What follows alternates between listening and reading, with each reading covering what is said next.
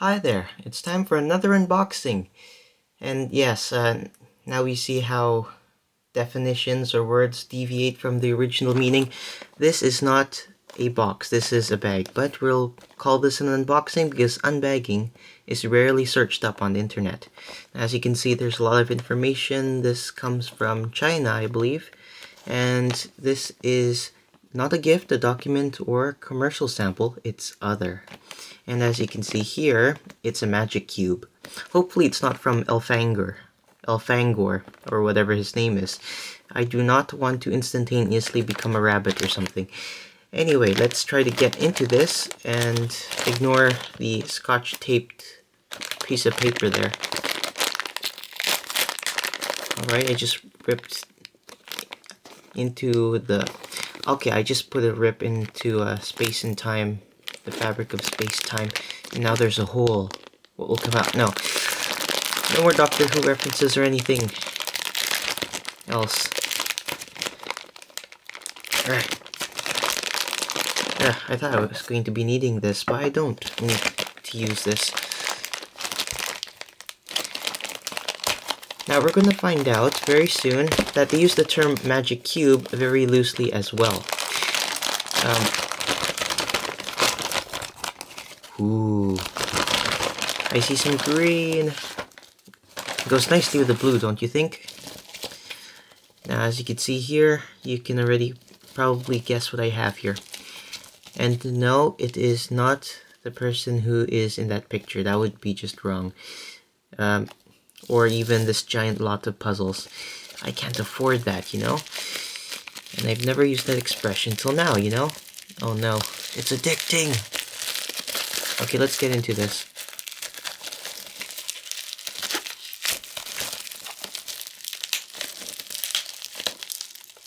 Scotch tape.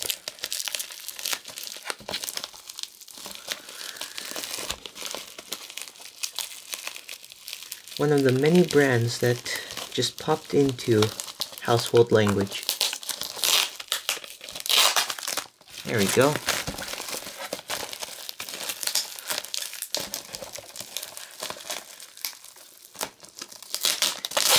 Who needs a bubble wrap simulator when you have the real thing, eh?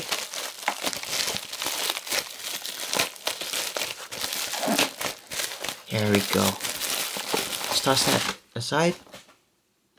And yep, the camera's picking up the face recognition. He's giving the double peace sign. And Baodaking. 12 axis, 3 rank, dodecahedron magic cube. And you can see that it's been a little bit shooken up, I guess, in traffic. You can see a little bit pink there. And yes, I've gotten a Megaminx. You can see the upside down item number, very interesting. Some warnings: don't dismantle cube by force, and avoid to put any parts into mouth or choke on. Notice that I read the 2 first before the 1, subconsciously. That was not on purpose. So now let's open it the wrong way, just to make everyone upset, while we look at the green symbol. Literally. This box is green, as you can see from the symbol, and with your own eyeballs. And as you can see, 0 to 3 sad onions. Or you can also say that you have 0 to 3 is what kids are not allowed to use. There's a giant fence in between them and electric shock whenever you try to cross the barriers.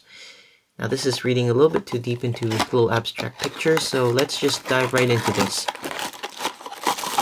Yay! I should not have thrown that. More plastic. Plastic in the plastic in the plastic. Okay, this does not just open, it's there we go. And now we have it. Now as you can see, this cube is not solved yet. I'm just going to take a few seconds to memorize it. This will be my first blind solve. I'm going to cover my eyes and then solve this with one hand. And hopefully in 2 seconds. Ready? Ta-da! Oh. So close. Anyways, yes, this is the, I believe, the Dayan Megaminx, and it has ridges on it, as you can see. And that is so that it will be easier for me to grip this, because as you can see, this is actually small. Now this, looking close up, is actually impressive. It looks big, but in actual fact this is small. Now let me get some cubes out for comparison. This is a Meffert's Challenge Megaminx, and they are approximately the same size, but apparently, well, actually it's very obvious different. It's a very obviously different color scheme. An interesting thing about stickerless puzzles, as you know, you can always take the pieces apart and change the color scheme to whatever you're liking without having to peel the stickers, which is very nice. As you can see here, I've barely used it because it's very expensive and I do not want to buy more stickers and wait for eternity. And as you can see, this clear part is peeling right now. So if I ever want to work more with this, I'm going to have to buy some non-peeling stickers. Let me put this aside. I'm just going to pull out another stickerless cube from my collection, you might say. And yes, this is a regular sized cube, and this is just slightly taller by a bit. And actually, the cube is really different. This is the keychain cube that I got quite a while ago. Compared to this monster of a puzzle, you can really tell this is kind of big. But actually it's quite small. It can still fit in your hands. It's smaller than the constrained cubes, just the standard size. I have not measured it, so I have no idea. So without further ado, let's actually do some turns. So right now I can feel quite a bit of friction, but no clicking or like the plastic itself having this kind of fingernails on chalkboard feel. So it's a very smooth rotation, but I don't think it's lubed, so it's just the natural friction between the plastic. And this turns really well. I can even do a little bit of finger tricking, though I've seen much faster people use this thing. So let's see what it looks like inside, or just look at a couple pieces here.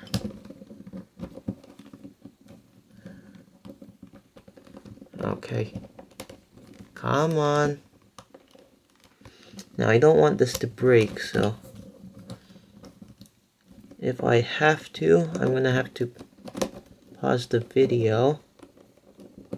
There we go. You can pry this out, and as you can see, the edge actually goes really deep into there. There's no actual anchor there, or whatever they call those things. And this piece is actually made out of two pieces of molded plastic of different colors, and slice them or put them together and you get a different color scheme if you want. And let's see the corners, which I saw earlier were really deep into the puzzle, which is very impressive. Now you have this stock that looks thick enough to not collapse in your hands or when you try to use it. Let's try to take this apart here.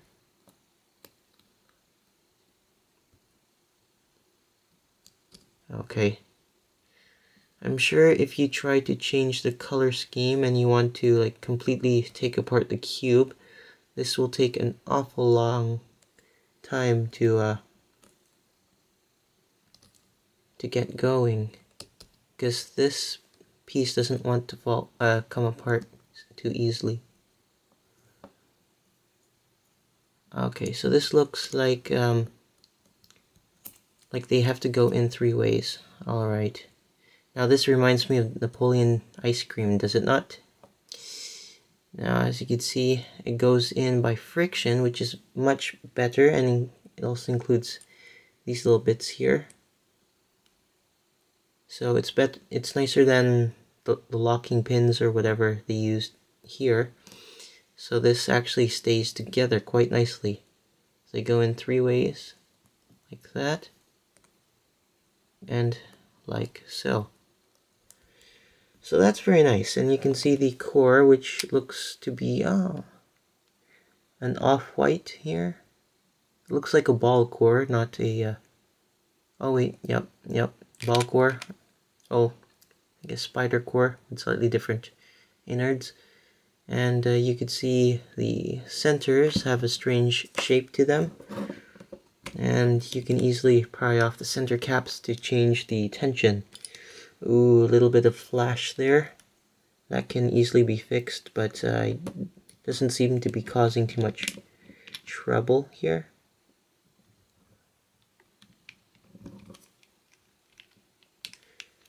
And as you can see, because of the geometry, the caps actually snap in because of the shape of the different pieces. They keep the cap in and stop it from popping out. So that's kind of nice thing. So if you're speed solving this, you don't want a massive puzzle like this to instantly fall apart on you, which it's actually happened to me in competition for another Megaminx. I'm not sure if well, my memory is faulty. I'm not sure if I actually went to competition for a Megaminx solve, but yes, once a piece pops out, the solve keeps going until you manage to pick it up without aid, of course, and you have to put it in yourself without changing the orientation of the puzzle and solve it there, or else you get a DNF, did not finish status on that solve. And yes, it's a bit of a pain to put back in. There you go. So without further ado, I think I'll scramble this, and in another video I'll show a solve, because this video is getting too long already.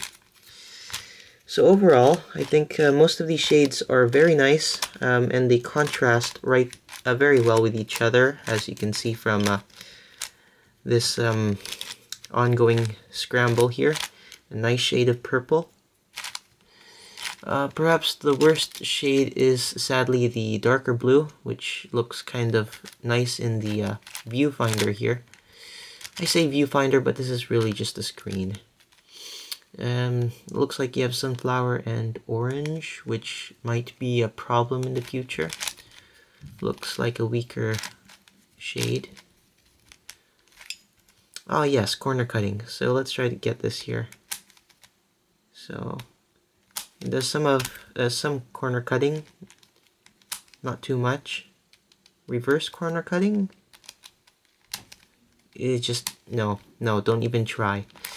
So I'm not sure if I'm gonna tension this. The point is I don't want peeling stickers, but let's leave this here for now. And this has been the Dayan Stickerless Megaminx with ridges. Thanks for watching.